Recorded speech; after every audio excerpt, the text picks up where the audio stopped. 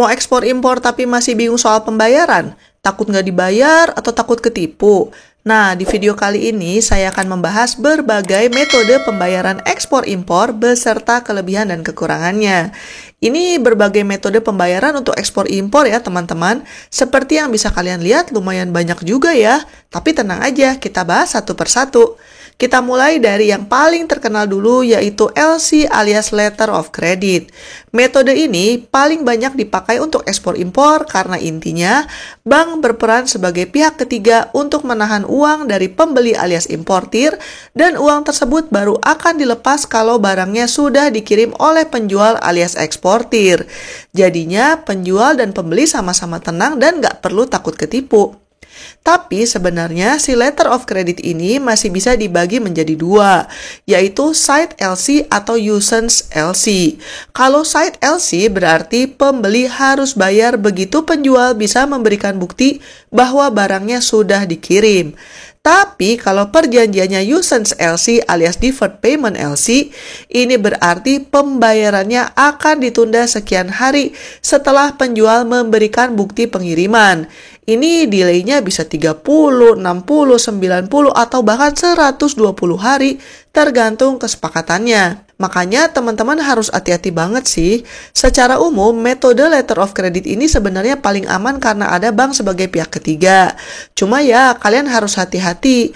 Kalau kalian berharap dibayar cepat, di surat perjanjiannya pastikan bahwa tidak ada pasal mengenai deferred payment atau usance LC. Oke, sekarang mari kita bahas metode-metode pembayaran yang tidak menggunakan letter of credit. Ada yang namanya advance payment alias pembayaran di muka. Dalam metode ini, pembeli harus melakukan pembayaran di muka ke penjual sebelum barang-barangnya dikirim. Besar uang mukanya bisa tergantung perjanjian sih, bisa 30%, 50%, atau bahkan 100%. Bayarnya sendiri bisa tunai atau lewat transfer antar negara yang namanya telegraphic transfer. Kelebihan buat eksportir sih enak ya, kalian jadinya bisa tenang karena sudah dibayar, dan bahkan kayak dimodalin gitu untuk produksi. Biasanya ini dilakukan kalau antara eksportir dan importir sudah saling percaya dan kerja bareng lama. Atau bisa juga karena eksportirnya punya barang yang eksklusif dan susah banget dicari sampai importirnya berani bayar di depan. Wah mbak, kalau bayarnya pakai uang muka sekian persen, sisa pembayarannya kapan? Nah, itu tergantung perjanjian. Tapi saya sarankan dari awal bikin kesepakatan bahwa si importirnya harus bayar sisanya kalau Anda sebagai eksportir sudah bisa memberikan bukti bill of lading yang merupakan dokumen pengiriman barang. Iya dong, soalnya kalau ngirim barangnya lewat kapal laut misalnya, itu kan nyampenya bisa 1-2 bulan kemudian tergantung jaraknya. Makanya di perjanjiannya, kalian tulis aja minta dibayar kalau sudah memberikan bukti barang sudah dikirim dan bukan tergantung barangnya sudah sampai di tangan dia atau belum. Oke lanjut, ada juga metode yang namanya open account atau rekening terbuka. Di metode ini, barangnya harus dikirim dulu oleh eksportir dan pembayaran baru akan dilakukan oleh importir setelah barangnya nyampe. Nah kalau metode ini mah enak buat importirnya tapi bikin stres eksportir. Soalnya jadi ada resiko terlambat dibayar atau bahkan tidak dibayar sama sekali. Yang ini hati-hati banget, takutnya ketipu. Metode selanjutnya adalah consignment alias konsinyasi. Kalau metode ini ilustrasi sederhananya tuh kayak nitip barang di warung orang lah. Serius? Jadi eksportir ngirim barang nih ke importirnya. Tapi perjanjiannya itu nitip jual. Jadi si importirnya bakal bantu jualan dan barang-barang yang tidak laku dijual akan dikembalikan lagi dan dikirimkan kembali ke eksportirnya. Pembayarannya sendiri baru akan dilakukan setelah barang terjual dan tergantung barangnya laku berapa. Tapi ini berisiko banget sih buat eksportir, soalnya rawan banget dibohongin.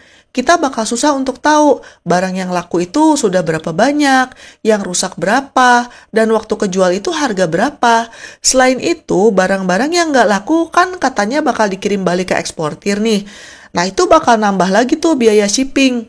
Metode ini tidak saya sarankan kecuali kalau kalian sudah benar-benar percaya dan punya pengalaman lama kerja sama importirnya. Oke, metode selanjutnya adalah documents against payment. Metode pembayaran ini sebenarnya mirip-mirip sama letter of credit, di mana bank berperan sebagai pihak ketiga. Tapi bedanya, importir tidak menitipkan uangnya ke bank pada saat awal transaksi. Kalau barangnya udah dikirim, eksportir harus mengirimkan segala dokumen ekspor melalui bank eksportir yang akan diserahkan ke bank importir untuk proses validasi. Habis gitu, si bank importirnya akan memberitahukan ke importir untuk melakukan pembayaran. Kalau udah bayar, baru deh dokumen ekspornya akan diserahkan. Metode ini masih relatif aman sih, soalnya ada bank sebagai pihak ketiga. Tapi kekurangannya, karena importir tidak bayar ke bank di awal transaksi, ada kemungkinan mereka cancel ordernya walaupun barangnya sudah dikirim oleh eksportir.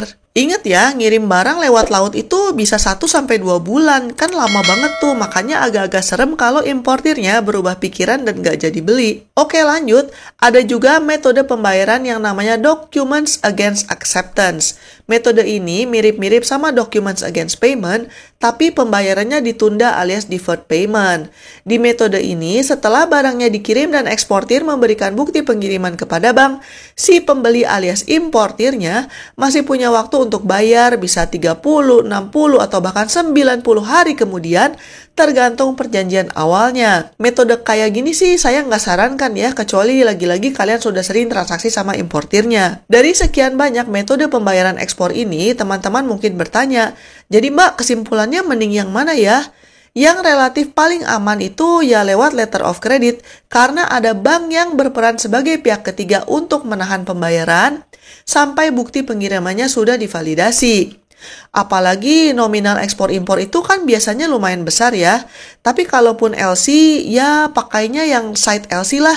Jangan yang usance LC supaya pembayarannya tidak ditunda.